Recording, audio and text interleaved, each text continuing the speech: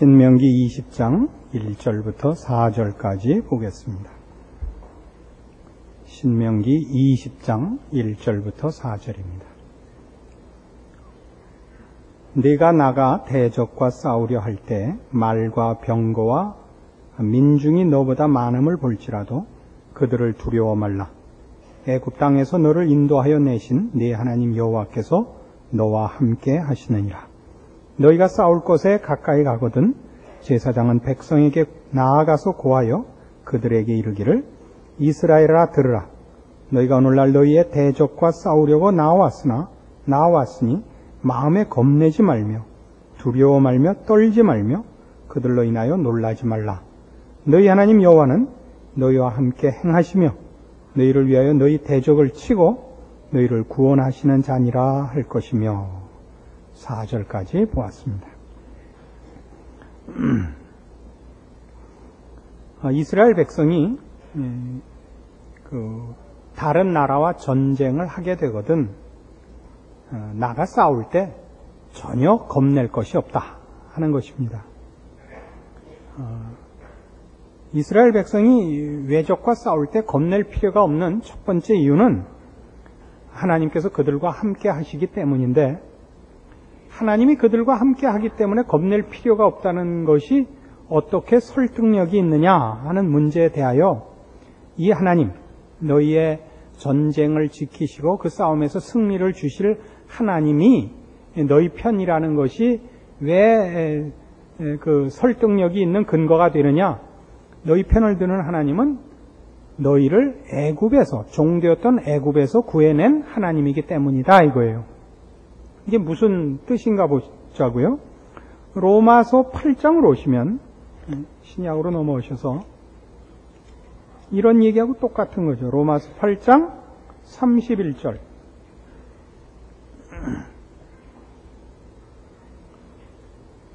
로마서 8장 31절. 그런즉 이 일에 대하여 우리가 무슨 말하리요? 만일 하나님이 우리를 위하시면 누가 우리를 대적하리요? 자기 아들을 아끼지 아니하시고 우리 모든 사람을 위하여 내어주시니가 어찌 그 아들과 함께 모든 것을 우리에게 은사로 주지 아니하시겠느냐? 이 얘기입니다.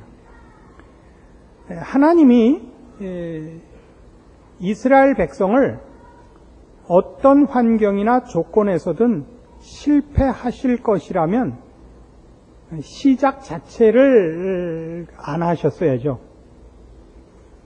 하나님이 이스라엘 백성을 끌어내서 이 약속의 땅에 영원토록 거하게 하는 이 약속에 대하여 이스라엘 백성이 깨우쳐야 하는 중요한 내용은 뭐냐 하면, 그들에게 허락하기로 한 궁극적인 목표가 제일 힘들었던 데가 시작이었다 하는 것입니다. 애굽에서 나오는 것이 가장 힘듭니다.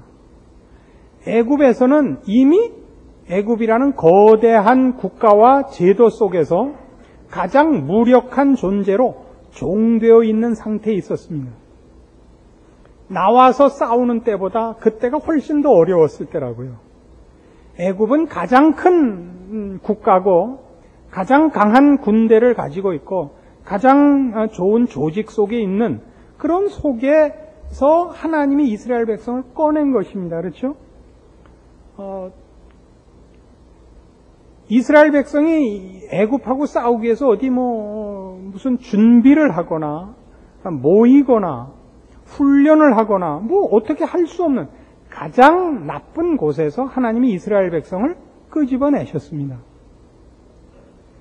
그때 하나님께서 이스라엘 백성에게 힘을 줘서 이스라엘 백성을 하여금 애굽을 이기고 파하고 나오게 하신 것이 아니라 하나님이 애굽을 파하고 이스라엘 백성을 꺼내셨습니다.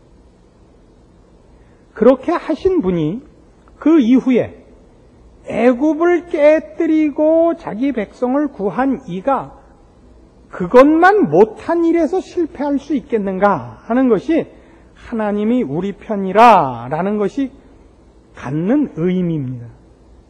그러니까 우리 신약식으로 얘기하면 오늘 지금 로마서 8장 31절 32절 본 바와 같이 자기 아들을 아끼지 않고 주셨는데 그 아들을 십자가에 못 박아서야 할 수 있었던 일보다 더 큰 일은 안 남아있단 말이죠. 그것이 우리가 신약의 그 내용 속에서 신자들이 가지는 구원의 확신 아닙니까?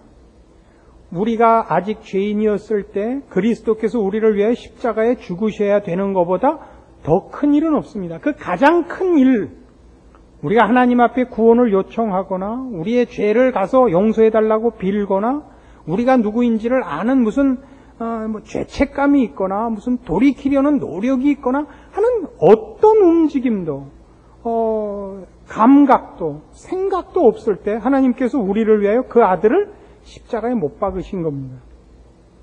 그 후에 일어나는 일은 그것보다는 다 못한 일이란 말이에요. 그것보다는 다 적은 일이라고요. 자기 아들을 아끼지 아니하시니가 우리 모든 사람을 위하여 그 외에 무엇을 아끼겠느냐와 같은 논리로 종되었던 애굽에서 우리를 꺼내신 우리 하나님이 모든 문제, 대적과의 전쟁까지 포함해서 우리 편을 들어 승리케 하시리라 라는 그 약속의 분명한 확신의 근거가 되는 것입니다. 별로 뭐 실감이 좀 안 나시는 것 같은데, 그러니까 우리가 우리의 인생을 살면서 배워야 하는 가장 중요한 문제는 뭐냐면, 오늘 우리 이 신명기식으로 얘기하면 이렇게 돼 있죠. 하나님이 우리 편을 들어 우리를 승리케 하시는 방법이라 그럴까요? 거긴 이렇게 돼 있어요. 다시 신명기 20장으로 오셔서 3절, 그들에게 이르기를 이스라엘아 들으라. 너희가 오늘날 너희의 대적과 싸우려고 나왔으니 마음에 겁내지 말며 두려워 말며 떨지 말며 그들로 인하 놀라지 말라. 너희 하나님 여호와는 너희와 함께 행하신다. 이거야. 함께 행하신다. 예수 그리스도께서 우리를 위하여 오시고 우리를 죄에서 구원하시고 그리고 어떻게 해요? 우리와 함께 하시죠. 그래서 예수 그리스도께서 이 땅에 오시는 그 시점으로부터 임마누엘이라는 이제 별칭을 가지시는 것 아닙니까? 하나님이 우리와 함께 하시다예요. 또 실제적으로 예수님은 우리 모든 성도들의 이제 머리가 되고 우리를 그 몸으로 부르시는 것 아닙니까? 예수 그리스도와 우리는 이제 유기적인 연합 관계가 되고 분리할 수 없는 연합을 가지게 됩니다. 우리를 치려면 예수님을 넘어뜨려야 되고 우리를 실패시키려면 하나님의 마음을 돌려놓아야만 되는 것입니다. 하나님이 우리와 함께 하시는 것입니다. 그래서 우리의 인생이라는 것은 혹은 뭐 더 근본적으로 우리의 존재라는 것은 우리 혼자가 아니다 하는데 오늘 이 가르침에 초점이 있습니다. 사람이 살아가는 일에 있어서 제일 큰 재난이 뭐냐 그러면 전쟁이죠. 홍수가 나고 지진이 나고 가뭄이 들고 하는 모든 일에 천재지변보다도 무서운 게 인재 아닙니까? 전쟁이 제일 무섭습니다. 왜냐하면 가장 부패한 게 사람이기 때문에 그렇습니다. 자연이 횡포를 부리는 것보다 사람이 악독하게 구는 것이 더 무섭습니다. 그런데 그래서 전쟁의 예를 든 겁니다. 그때에도 겁을 내지 말라 이거죠. 이 말씀이 하필 오늘 우리에게는 상당히 실감 있는 무게로 다가오죠. 지금 우리는 느끼시는 대로 전쟁의 참화와 방불한 재난 속에 있습니다. 이게 어떻게 하다 이렇게 됐는지를 우리 따질 입장은 아닙니다만 하여튼 상당한 재난 속에 우리가 있습니다. 어렵게 됐습니다. 그러나 이 모든 어려움 속에서 우리가 발견하는 건 뭐냐 하면 우리가 가졌던 안심 혹은 우리가 어려움을 가질 때마다 가지는 힘 이런 거의 근거가 무엇이었느냐를 생각하게 한단 말이죠. 이스라엘 백성에겐 전쟁에 나갈 때 그 전쟁을 해야 되는 이유 그리고 그 전쟁을 해서 이길 수 있는 어떤 조건, 근거 같은 것은 다 뭐였냐 하면 우리는 너희와 다르다. 우리는 살아있을 이유가 있고 우리의 나라를 존속시킬 이유가 있다. 라는 내용이 있어요. 이게 뭐냐면 우린 선민이다. 우린 하나님의 백성이다. 우린 거룩한 민족이다. 우린 제사장 나라다. 우리는 존재해야 되고 번성해서 책임져야 할 보람 있고 의미 있는 사명이 있다. 그래서 우리나라를 지켜야 된다. 이스라엘 백성이 위기 때마다 혹은 대적 앞에 설 때마다 자신과 자기 나라를 지키는 이유인 것입니다. 그리고 그 싸움의 승리를 확신하는 것은 하나님께서 이스라엘 백성을 편을 들며 하나님께서 이 백성을 함께 한다는 것을 알고 있기 때문입니다. 우리야말로 지금 그것을 물어봐야 될 때입니다. 오늘날의 선민은 민족적 구별은 아니죠. 인종적인 구별도 아닙니다. 잘 사느냐 못 사느냐 배웠느냐 못 배웠느냐가 아니라 하나님의 백성이냐 아니냐를 예수 그리스도를 믿는 하나님의 사람이냐 아니냐입니다. 우리 각각은 다 우리의 나라, 자기가 속한 나라와 사회의 무슨 국력, 조직력, 경제, 정치, 사회, 교육, 군사에 관한 문제가 아니라 하나님의 사람으로서 근본적으로 자신을 돌아보는 좋은 계기로 삼고 실제로 자신을 점검해 봐야 됩니다. 이제껏 우리 한국 사람들은 일반인뿐만 아니라 교인들마저도 주머니 속에 좀 생긴 돈으로 많은 안심을 하고 왔었지 않았나 싶습니다. 그렇지 않고서야 이렇게 벌벌 떨 수 있는 거예요. 이렇게 벌벌 떨 수는 없습니다. 좀 어려워졌죠. 그래서 우리가 사회적으로 한 국민으로서 우리가 몸담고 있는 나라와 시대에 책임이 없다는 얘기가 아닙니다. 아무래도 좋다는 얘기 아닙니다. 내세지향적이라는 이름으로 현실 도피적인 마음을 갖는다는 것도 아닙니다. 우리가 가지는 국민으로서의 책임과 이 시대와 사회 앞에서의 우리의 책임을 마땅히 최선을 다하여 경주해야 할 것입니다. 그러나 그런 일을 하는 데 있어서 우리의 배짱이나 무슨 각오나 안심이나 소망이나 이런 것들의 모든 근거들은 다 어디에 있느냐면 한국 사람이니까, 배달 민족이니까 이런 것이 아니라 하나님이 내 편이니까 하는 데 있단 말이죠. 그렇지 않고서 어디서 자신이 나오겠습니까? 그래서 지금이야말로 여러분이 여러분 안에 있는 힘의 원천과 무엇을 믿고 근거하고 기대하고 살았는가를 점검해 볼 좋은 자리요. 그걸 점검하면 점검할수록 우리는 예전에 우리 주머니에 돈 좀 있을 때 생각 없이 사실은 헛된 것을 의지해서 안심하고 있었던 것과는 다른 빼앗길 수 없는 평안과 자신을 회복할 수 있게 되는 것입니다. 이것이 오늘 우리가 생각해야 될 첫 번째 중요한 성경의 가르침입니다. 또 한 가지가 있습니다. 그건 뭐냐 하면 우리가 대적 앞에 섰을 때 하나님께서 우리에게 요구하는 건 뭐냐면 네가 걱정해야 될 것은 언제나 외적이 아니다 이겁니다. 내가 걱정할 것은 언제나 내적이라는 거죠. 외적이 아니라 내적이라 말이죠. 같은 신명기 10장에 가보십시다. 신명기에 가장 중요한 요절은 여기에 있는 것 같습니다. 신명기 10장 12절. 이스라엘아, 네 하나님 여호와께서 네게 요구하시는 것이 무엇이냐? 곧 네 하나님 여호와를 경외하여 그 모든 도를 행하고 그를 사랑하며 마음을 다하고 성품을 다하여 네 하나님 여호와를 섬기고 내가 오늘날 네 행복을 위하여 네게 명하는 여호와의 명령과 규례를 지킬 것이 아니냐? 하늘과 모든 하늘의 하늘과 땅과 그 위의 만물은 본래 네 하나님 여호와께 속한 것이로되 여호와께서 오직 네 열조를 기뻐하시고 그들을 사랑하사 그 후손 너희를 만민 중에서 택하셨으며 오늘날과 같으니라. 그러므로 너희는 마음에 할례를 행하고 다시는 목을 곧게 하지 말라. 너희 하나님 여호와는 신의 신이시며 주의 주시오 크고 능하시며 두려우신 하나님이시라. 사람을 외모로 보지 아니하시며 뇌물을 받지 아니하시고 고아와 과부를 위하여 신원하시며 나그네를 사랑하사 그에게 식물과 의복을 주시나니 너희는 나그네를 사랑하라. 전에 너희도 애굽 땅에서 나그네 되었었음이니라. 내 하나님 여호와를 경외하여 그를 섬기며 그에게 친근히 하고 그 이름으로 맹세하라. 그는 내 찬송이시여 내 하나님이시라. 내가 목도한 바 이같이 크고 두려운 일을 너를 위하여 행하셨느니라. 애굽에 내려간 네 열조가 겨우 70인이었으나 이제는 내 하나님 여호와께서 너를 하늘의 별같이 많게 하셨느니라.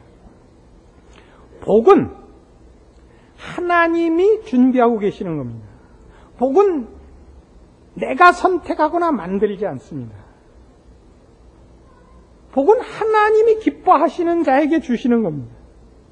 우리가 해야 될 건 재난을 물리치고 복을 선택하는 것이 아니라 하나님 마음에 드는 것이죠. 그러기 위해서 뭘 하라고요?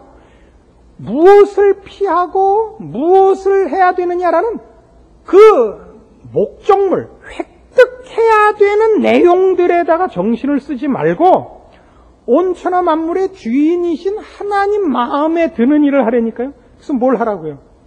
네 마음을 다하고 뜻을 다하고 성품을 다하여 주 너의 하나님을 사랑하라고요. 그것이 가장 큰 싸움입니다. 우리는 먹고 살만했을 때는 어땠습니까? 먹고 살만했을 때는 다 하나님 잊고 다 도망 나가서 놀기 바빴습니다. 어려워지면 어떻게 됩니까?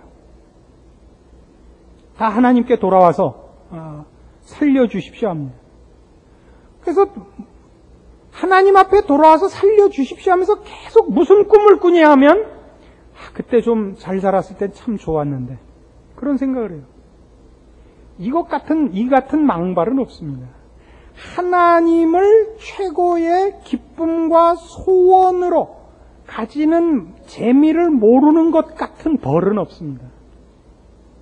끊임없이 돈과 건강으로 사는 재미에 풀려 있다. 그것을 못해서 그것 뺏겨서 그 다음 차선책으로 하나님 품 안에 와서 그저 굶지만 않게 해주십시오. 그러면서 계속 그땐 좋았는데 지금도 재밌는 위로를 하는 목사님들을 봤는데 이런 식으로 많이 위로들을 하시더라고요. 대부분의 목사님들이 정당하게 가르치십니다마는 뜻밖의 하나님이 곧 이 나라의 경제를 다시 회복시키시고 우리로 다시 잘 살게 할 것입니다.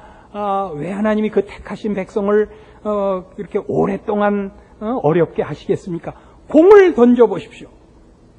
이게 하늘 높이 끝까지 가는 게 아니라 떨어집니다. 그러나 땅에 떨어진다면 어떻게 돼요? 다시 튀어 올라오는 법입니다. 이제 우리가 바닥까지 왔죠. 이제 올라올 것입니다. 제 금방 듣다가 왜 공을 던지실까? 계란 한번 던져보시죠. 그게 무슨 그게 왜 공이죠? 이게 말도 안 되는 예를 들어요. 그러니까 우리가 다시 회복될 거다. 그건 몰라요. 우리가 다시 잘 살게 될지 그냥 이러다가 이렇게 살다 죽을지 그건 몰라요. 그러나 우리가 확인하는 건 이거거든요. 우리의 최고의 기쁨과 자랑과 행복은 물질에 있지 않다는 거거든요. 하나님이 내 편일 때 있는 거거든요. 그 얘기예요. 하나님께서 원하시면 70명으로 들어간 이스라엘 백성이 종으로 살았으나 거기서 정말 하늘의 별같이 번성해서 나올 것이요. 그죠? 하나님 앞에 우리가 범죄한다면 이 약속의 땅에서도 뽑혀나가는 것이 이스라엘 역사에서 본 분명한 하나님이 그 백성을 다스리는 역사적 현실 아니었습니까? 이스라엘 백성의 모든 기쁨이 어디 있었어요? 국가의 번성이 아니라 하나님 앞에 인정받는 것 아니었어요? 오늘날 우리도 그렇죠. 우리의 번성은 뭡니까? 영적인 것이죠. 우리가 우리의 삶의 현장에서 이웃들 앞에서 신자답게 살아 제사장 노릇을 올바로 하는 것, 거기에 있습니다. 그것이 필요하다면 하나님이 나를 나눠주는 입장에서 그 일을 시키실 수 있고, 필요하다면 어려운 입장에서, 고달픈 입장에서 그 일을 하는 것을 보이실 수 있습니다. 우리는 순교라는 모습으로도 하나님이 얼마든지 영광을 받으시고 기적을 이루시는 것을 봅니다. 그렇지 않아요? 가진 것으로만 우리가 부유한 자라는 것이 나타나는 것이 아니라 가장 절망스럽고 비참한 모습 속에서도 우리가 부유한 자라는 걸 하나님은 얼마든지 보여오셨고 이쪽 차원에서의 발언권이 훨씬 강했던 것을 많이 봅니다. 가졌느냐 못 가졌느냐의 문제가 아니죠. 우리의 싸움은 외적 조건의 싸움이 아니죠. 내적 조건의 싸움인 것입니다. 그러니까 그 얘기예요. 대적과 싸우러 나갈 때 겁내지 마라 이거예요. 오늘 똑같아요. 우리의 적이 뭐가 됐어요? IMF가 됐어요. IMF가 우리의 적. 미국, 서구, 가진 자들이 적이 됐어요. 아니요. 그들은 적이 아닙니다. 우리의 적은 뭐냐 하면 그런 것에 흔들리는 물질과 보이는 것으로 안심하는 못난 세상적 생각입니다. 하나님이 우리의 힘이요, 하나님이 우리의 주인이요, 하나님이 우리의 모든 복의 근원인 것을 놓쳐버린 어리석고 미련하고 무지한 우리의 못난 심령입니다. 누가 우리를 감히 그 택하신 그리스도 예수 안에 있는 하나님의 사랑에서 끊으리요? 이건 로마서 8장 얘기입니다. 그것과 여기 얘기와 신명기에서 얘기와 뭐가 다릅니까? 누가 우리를 그리스도 예수 안에 있는 하나님의 사랑에서 끊으리요? 뭐라 그랬어요? 혼란이나 위험이나 적신이나 이 세상에는 아무 피조물이라도 우리 주 예수 그리스도 안에 있는 하나님의 사랑으로부터 우리를 끊을 수 없으리라. 그럼 뭐가 두려우냐 말이에요. 환경과 조건이 이러면 그 속에서 우리가 우리의 삶의 진수들을 하나님이 요구하시는 조건 속에서 나타내는 것, 그 책임밖에 남은 것이 없죠. 우리의 두려움은 외적이 아닌 것입니다. 언제나 우리 내적인 것이요. 우리의 흔들리는 마음이요. 세상의 유혹과 시험입니다. 가만히 생각해보면 잃은 것이 없습니다. 안 그래요? 예전에 가졌던 것 중에 여러분이 잃은 것이 있다면 예전에 여러분들이 가졌던 것이 있다고 생각하는 것입니다. 가졌던 게 뭐예요? 돈이었던 거죠. 그러나 우리가 신앙으로 들어와 보면 돈은 가진 것이 아닙니다. 그건 없어져도 잃은 것이지 않습니다. 신앙의 차원에서 볼 때 우린 그때 잃었었고 이제는 찾을 수 있는 자리에 들어왔는데 끊임없이 그때가 가졌던 데라고 생각을 하는 거죠. 이스라엘 백성에게는 말까지도 키우지 못하게 돼 있었습니다.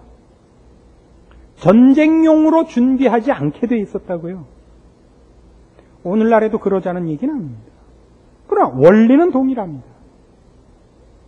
우리의 모든 삶의 영역에, 모습에, 어떤 조건과 환경과 무슨 일에서나 하나님은 우리의 방패요, 구원이요, 산성이요, 상급이요, 우리의 자랑이요, 보상이요, 우리의 기쁨이요, 해답입니다. 아닙니까? 우리가 이제껏 살아오면서 몇 가지 겪었던 어떤 재난들보다 이번 재난이 크게 느껴지는 것은 그 전에는 어려움의 연속이었지만 이번에는 돈 좀 써보다가 어려워서 더 충격이 큰 것 같습니다. 주변에 보면. 그러나 그건 아닙니다. 우리는 잠시 한눈 팔고 있었던 겁니다. 잠시 꿈꾸고 있었던 것에 불구하고 제자리에 돌아왔습니다. 정신 차리시고 내일부터, 멋있는 말로 새해부터, 새해나 내일이나 똑같아요. 우리의 싸움은 하루하루의 문제이지 무슨 신년 이런 게 없어요. 새해 복만이 복 같은 거 이제 다 집어치우고 새해부터, 내일부터, 당장 우리는 잃어버린 것이 없다. 우리는 잠시 꿈꾸다 깼다. 이제 정신 차렸으니까 또 열심히 살자. 우리가 두려워할 것은 세상에 없다. 하나님은 내 편이고 내 상급이시다. 전능하신 내 후원자시다. 내가 두려워할 게 무엇이랴? 오직 두려운 것이 있다면 내가 가끔 깜빡깜빡 한다는 사실이다. 이것밖에 없습니다. 감사한 마음으로 오늘 여러분 이 1997년을 털어버리시고 하나님의 사람으로 신나는 새해와 여생을 출발하십시다. 기도하십시다. 하나님 아버지 은혜를 감사합니다. 우리의 힘과 자랑과 소망이 하나님 안에 있음을 인하여 감사드립니다. 세상은 믿을 것이 못 됩니다. 우리는 잠시 저 세상의 유혹과 시험에 춤을 추느라고 잠깐 정신을 빼앗겼었음을 고백합니다. 이제 주께서 저희들을 그 잠에서 깨워주셔서 감사합니다. 우리가 누구였고 무엇을 해야 되며 누구를 기준하여 살아야 하는가 다시 정신을 차릴 수 있었습니다. 감사하기 짝이 없습니다. 추워하고 무서워하고 겁내고 옛날을 회상하는 소심한 자리에 올 것이 아니라 본연의 자리에 돌아온 것입니다. 우리의 힘을 의지하고 마땅한 책임을 감수해야 할 것입니다.